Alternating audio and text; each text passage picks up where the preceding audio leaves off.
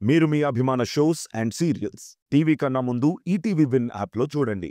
Download and subscribe to ETV win app. 99 రూపాయలు మాత్రమే.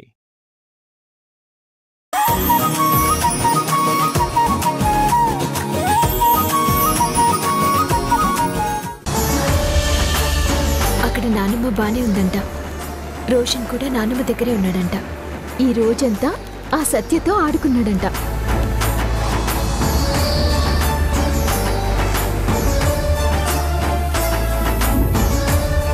శుభమస్తు.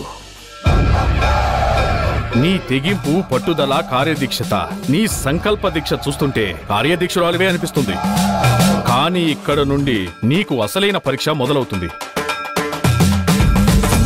ఈ రోజు రాత్రంతా కంటి మీద కునుకు లేకుండా జాగారం చేసి కటిక ఉపవాసం ఉంటూ రేపు సూర్యోదయం కంటే ముందే లేచి సూర్యోదయం అవుతుండగా ఈ అఖండాన్ని చేతుల్లో పట్టుకొని గుడి చుట్టూ 108 ప్రదక్షిణలు ఆపకుండా చెయ్యాలి. ఆ తరువాత అఖండ జ్యోతిని తీసుకొచ్చి ఈ హోమాగ్నికి సమర్పించాలి.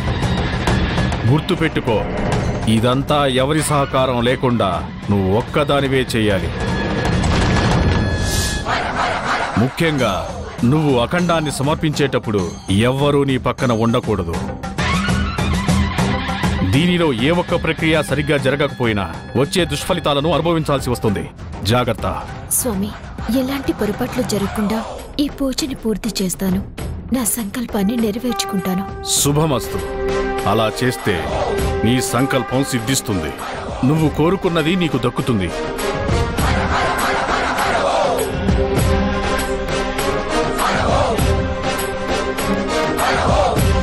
ఆడుతూ పాడుతూ పని చేస్తుంటే అలుపు సలుపు ఏమున్నది?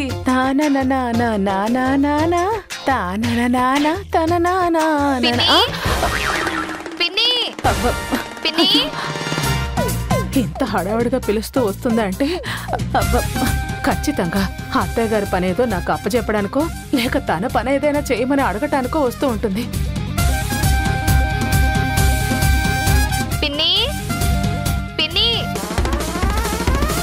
ట్యాప్ కూడా ఆన్ చేసే ఉంది. పిన్ని ఎక్కడుందో పలకడం లేదు. పిన్ని, పిన్ని,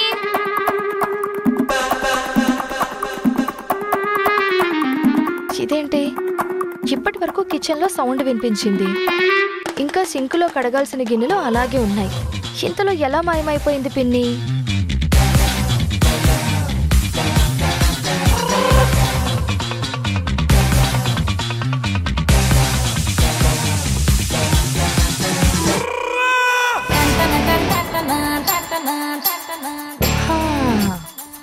అమ్మ పిన్ని, పెద్ద ప్లానే వేసావు కానీ దొరికిపోయావు. చెప్తా. అరే, పిన్ని కిచెన్లో లేదే. ఉంటే ఒక ఇంపార్టెంట్ విషయం చెప్పి బయటకి తీసుకెళ్దాం అనుకున్నానే.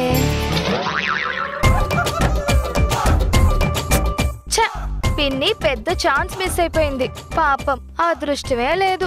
ఇంపార్టెంట్ విషయం బయటకు వెళ్ళటం అంటే ఖచ్చితంగా ఏదైనా పెద్ద పార్టీకో ఫంక్షన్ అయ్యి ఉంటుంది. నేను కూడా ఈ వంటగది నుంచి బయటకు వెళదాం అనుకుంటున్నాను. చాలా రోజులైంది బయటకు వెళ్ళి. గాయత్రి, గాయత్రి, గాయత్రి, నేను ఇక్కడే ఉన్నా. ఇక్కడే ఉన్నావా? ఇక్కడే ఉన్నాను. నేను చూడలేదే. సరే సరే, ఏంటి విషయం? నేను చెప్పేది జాగ్రత్తగా వినిపిన్ని. ఆ రాధ ఉంది కదా, ఆ రాధ మన కుటుంబానికి ఏదో చెడు చెయ్యాలని ఏదో పెద్ద పూజ జరిపిస్తుందంట. తను మన మీద చేస్తున్న కుట్రలేవి పనిచేయడం లేదని పూజలు చేసి మన కుటుంబాన్ని నాశనం చేయాలని చూస్తుంది. ఇప్పుడు గనక మనం వెళ్ళి అడ్డుకోకపోతే మన ఆస్తిపాస్తులన్నీ కోల్పోయి అడుక్కు తినే పొజిషన్కి వచ్చి ఏ బస్ స్టాండ్లోనో సిగ్నల్స్ దగ్గర ఏ పెన్నులో ఏ నాప్కిన్సో అమ్ముకోవాల్సి వస్తుంది పిన్ని.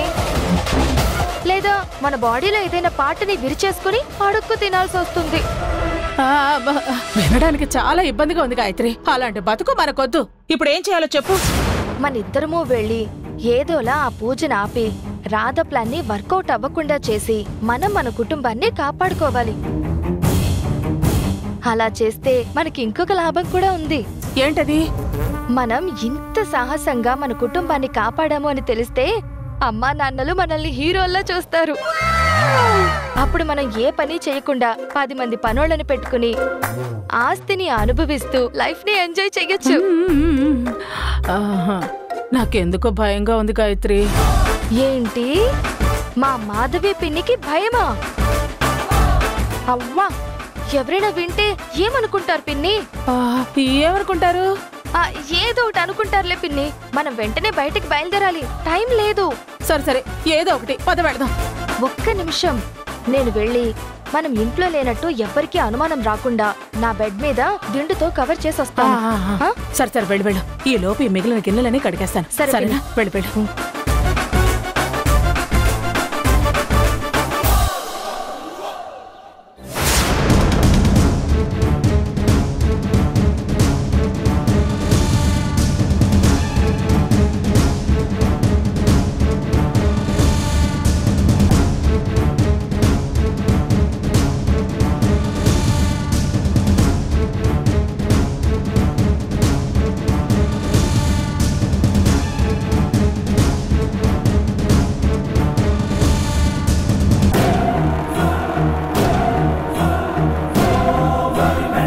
రాధా, పూజలు చేస్తావా? పూజలు వస్తున్నా రాధా, కాసుకో. నన్ను దాటుకుని పూజలు ఎలా చేస్తావో నేను చూస్తాను.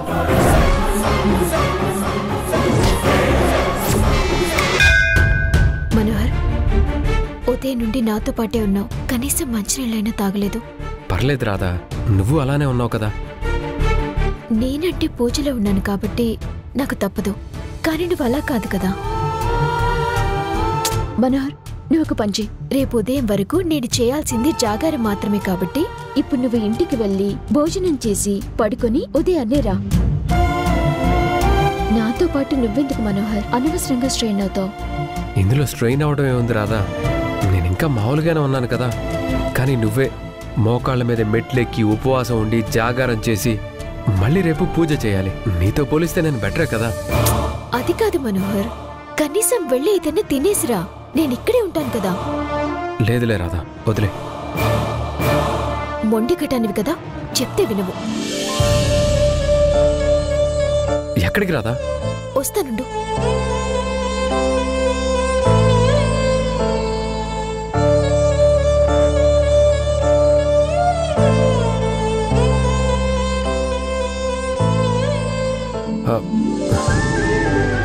ఏంటి రాధా ఇది? దేవుడి కోసం వచ్చే భక్తులకి పంచే పంచామృతం, తాగు. షో రాధా, భక్తులందరి కోసం చేసింది నేను ఒక్కడే తాగటం న్యాయం కాదు కదా. భక్తులందరూ ఇంటికి వెళ్ళిపోయారు మనోహర్, ఇది నీకోసమే, తాగు మనోహర్. నువ్వు నాకన్నా మొండిగటానివి, నువ్వు అస్సలు మారవు.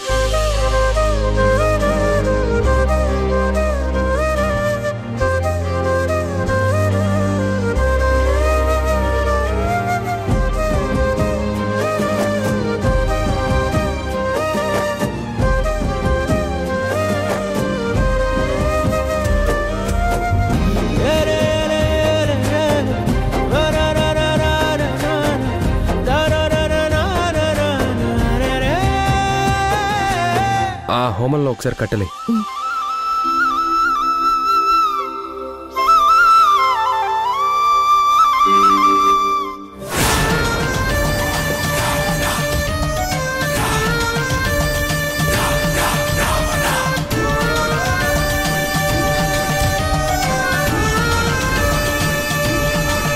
రాధా మనోహర్లు ఈ గుళ్ళోనే ఉన్నారా? అవును, అశోక్ నగర్ శివాలయం ఇదే కదా. అయితే ఇదే. ఇక్కడే ఉన్నారు, పద రా చూద్దాం. చూద్దాం.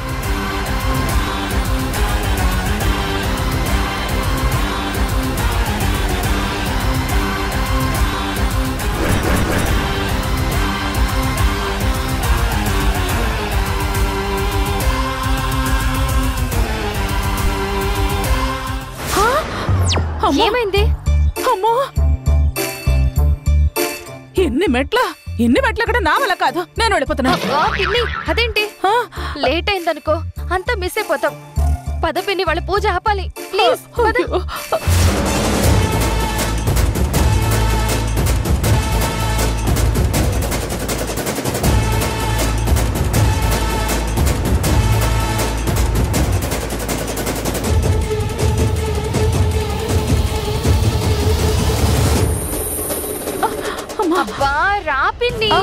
ఎక్కు. వస్తున్నా. ఏం జరుగుతుందో ఏంటో అక్కడ. అమ్మా అమ్మా అయ్యో పిన్ని, పిన్ని, పిన్ని, ఏంటి పిన్ని ఇలా స్లో అయితే ఎలా పిన్ని? నువ్వు స్ట్రాంగ్. పూజ నాపాలి. అవునవును. త్వరగా రా.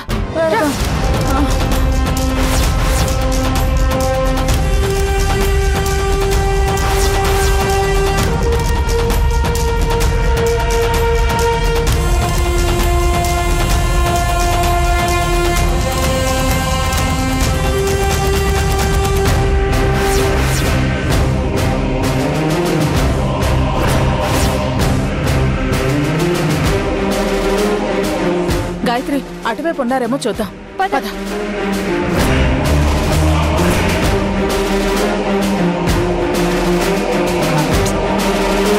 పిన్ని, అటువైపు చూద్దాం. పద పద. ఇక్కడ ఎవరూ లేరు.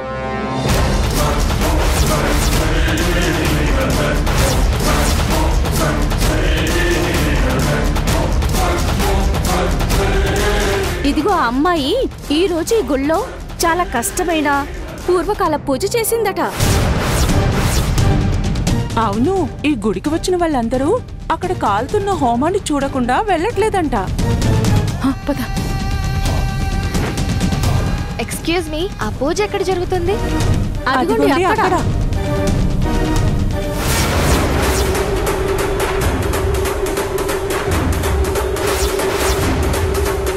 చాలా థ్యాంక్స్ అండి.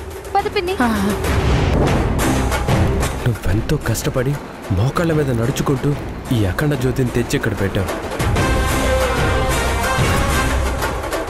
హోమం జరుగుతుంటే ఎక్కడ గాలికి అఖండ జ్యోతి కొండెక్కుతుందోనని చాలా భయపడ్డాను. కానీ సాధువు గారు చెప్పినట్టు దేవుడి మహిమ వల్ల అలాంటిదేం జరగలేదు. ఒకవేళ అలా ఏదైనా జరుగుంటే అయ్యో ఎంత అపచారం జరిగేది రాదా? అదే కదా దైవం ఉంది అనేందుకు సాక్ష్యం. ఇంత పచ్చి ప్రమిదలో జ్యోతి అంత పెద్ద గాలి కూడా కొండెక్కలేదంటే దేవుడు ఎంత పవర్ఫుల్ అర్థమవుతుంది కదా. కానీ సాధువు గారు అఖండం ఆగకూడదు, అడుగు ఆపకూడదు అని చెప్పారు కదా రాధా. పైగా అలా జరిగితే మరింత అరిష్టం అని చెప్పేసరికి నాకు చాలా భయం వేసింది. లేదు మనోహర్, నా పూజ పూర్తయ్యే వరకు ఈ అఖండాన్ని కొండెక్కనివ్వను. రేపు ఎంత కష్టమైనా ఈ అఖండ జ్యోతితో 108 ప్రదక్షిణలు చేస్తాను. తర్వాత ఈ అఖండ జ్యోతిని ఈ హోమంలో ఆహుతి చేస్తాను. అవును, ఈరోజు రాత్రంతా జాగారం చేయాలి. అలా అన్ని కరెక్ట్గా చేసావనుకో, బామ్మ ఆరోగ్యం బాగయ్యి ఆ సత్య దొంగ గాయత్రిని అందరికీ చెప్పి బయటికి పంపించేసి ఆ తర్వాత నువ్వు మీ ఫ్యామిలీతో కలిసి ఎంజాయ్ చేస్తావు.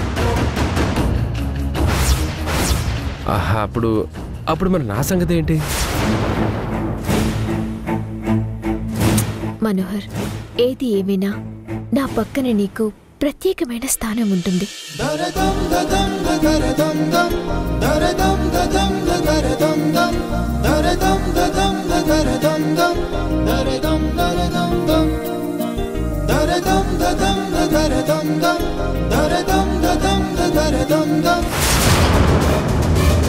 చూసావా పిన్ని, వాళ్ళ మాటల్ని బట్టి నీకేమర్థమవుతుంది? అక్కడ రాధ ఏదో పూజ చేస్తుందంట, అందుకని ఈ రోజంతా నిద్రపోదంట. రేపుదయాన్నే ఏదో ప్రదక్షిణలు చేస్తుందంట. పిన్ని పిన్ని పిన్ని పిన్ని, నీకు అసలు విషయం తప్ప అన్నీ అర్థమవుతాయి. ఆ రాధ గనుక పూజ చేస్తే దాని పూజ వలన అసలు గాయత్రినైన నేను దొంగ గాయత్రిగా పారిపోతాను. ఆ తర్వాత నా ప్లేస్ లో ఆ రాధ వస్తుందంట. అవునా? అవును పిన్ని, అవును. అమ్మో, ఎంత మోసం, ఎంత మోసం. ఈ గాయత్రి పోస్ట్కి ఎసరు పెట్టి నీ ప్లేస్ లో ఆ రాధ వస్తుందా? అలా వస్తే నాతో పాటు మీకు కూడా చుక్కలే పిన్ని. అందుకే మనం అలా జరగనివ్వకూడదు. అలా జరగకుండా ఉండాలి అంటే మనకి 3 అవకాశాలున్నాయి. 1, ఎలాగైనా ఆ అఖండ జ్యోతిని కొండెక్కేలా చెయ్యాలి. 2, ఆగు, ఏంటి? ఇప్పుడే ఈ గుళ్ళో ఇన్ని మెట్లు ఎక్కొచ్చాను, ఇంకా దీపాన్ని తీసుకుని కొండ ఎక్కడమంటే అమ్మో నా వల్ల కాదు గాయత్రి, నా వల్ల కాదు. కొండెక్కించడం అంటే అఖండ దీపాన్ని కొండెక్కించడం కాదు, దీపాన్ని ఆరిపోయేలా చేయడం. ఓహో అవునా? 2 ఎలాగైనా వాళ్ళు నిద్రపోయేలా చెయ్యాలి.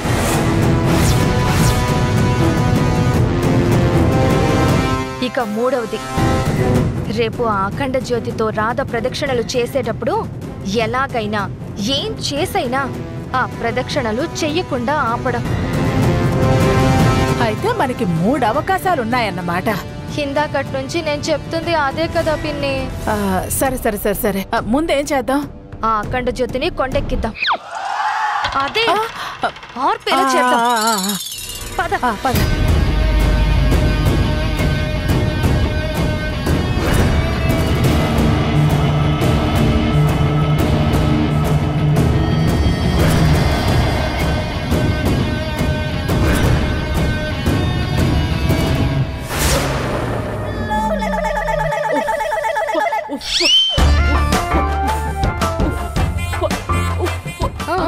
ఏం చేస్తున్నావు? ఆ దీపాన్ని ఫు ఫు ఫు అని ఊదేద్దామని ప్రయత్నిస్తున్నా.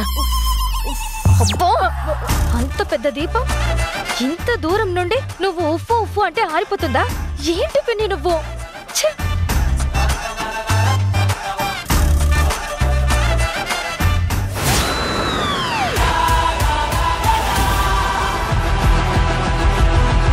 పిన్ని, వెళ్ళి ఆ ఫ్యాన్ ని దీపానికి ఎదురుగా పెట్టి ఆన్ చేద్దాం. అంతే, మన పని అయిపోతుంది. అయితే పద పద పద పద.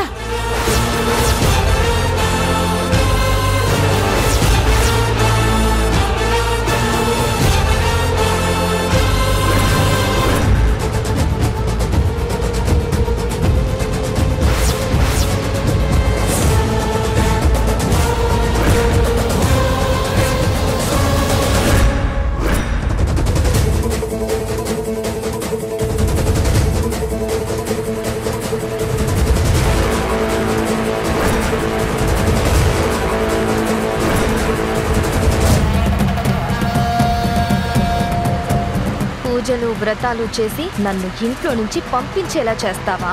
అసలు నువ్వు పూజలా పూర్తి చేస్తావో నేను చూస్తాను.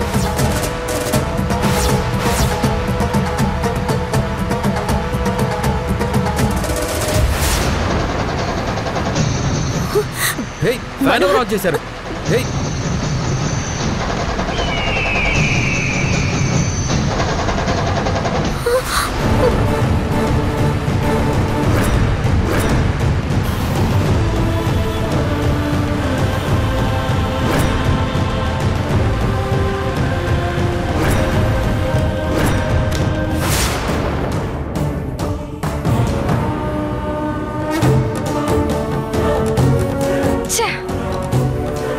రాధ మొండిగట్టం, తను అనుకున్నది చేసే వరకు ఎంతకైనా తెగిస్తుంది.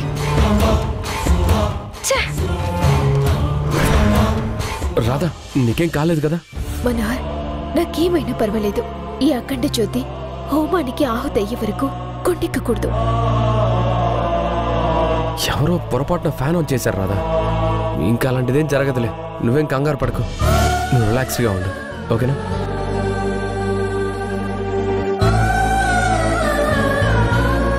మనోహర్, నీలాంటి మంచి వ్యక్తి నా జీవితంలో స్నేహితుడిగా ఉండటం నిజంగా నా అదృష్టం. నువ్వు కోరుకుంటే నీ జీవితాంతం నీ అడుగుజాడల్లో నడుస్తూ నీకు తోడు నీడగా ఉండాలని ఆశగా ఉంది రాధా.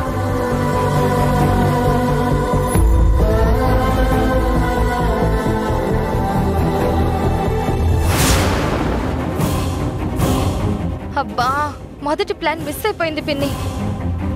ఆ రాధ పక్కన మనోహర్ ఉన్నంత వరకు మనం ఏమి చెయ్యలేమేమో అనిపిస్తుంది. చక్కగా మొదటి అటెంప్ట్ లోనే సక్సెస్ అవ్వాల్సిన ప్లాన్ ఫెయిల్ అయిపోయింది.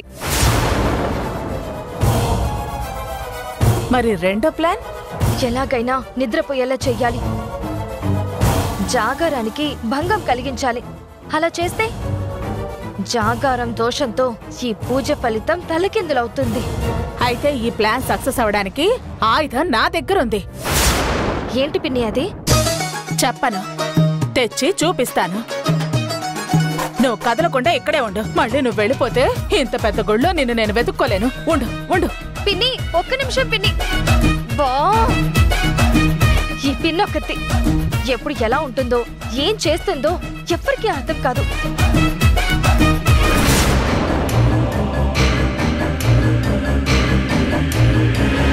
నేను రెడీ. ఏం తెచ్చావు పిన్ని? నిద్ర మాత్రాలు ఏమైనా తెచ్చావా? వాళ్ళు ఈరోజు ఏమి తినరు కాబట్టి అవేవి వర్కౌట్ అవ్వవు. ఆ విషయం నాకు ఆ మాత్రం తెలియదు అనుకుంటున్నావా? ఏం తెచ్చానో చూడు. టట్టడాయ్. ఏంటి పిన్ని, ఎందుకు ఈ పువ్వులు? వీటిని శమన పుష్పాలు అంటారు. వీటిని కనుక గట్టిగా వాసన చూస్తే వెంటనే నిద్రపోతారు. ఎవరు లేపినా ఉదయం వరకు లేవరు. పూర్వం దొంగల దొంగతనానికి వెళ్లేటప్పుడు ఈ పూలే వాడేవారు. ఈ విషయం నీకెలా తెలుసు? అంటే అది అయినా నువ్వు ఇలాంటివి అడగకూడదు, నేను చెప్పకూడదు. అయినా ఇవి పనిచేస్తాయని గ్యారెంటీ ఏంటి? అంటే నన్నే అనుమానిస్తున్నావా? కావాలంటే దీన్ని టెస్ట్ చేసి ప్రూవ్ చేస్తాను. చూడు. వాసన చూడు. వాసన చూడు. వద్దు పిన్ని.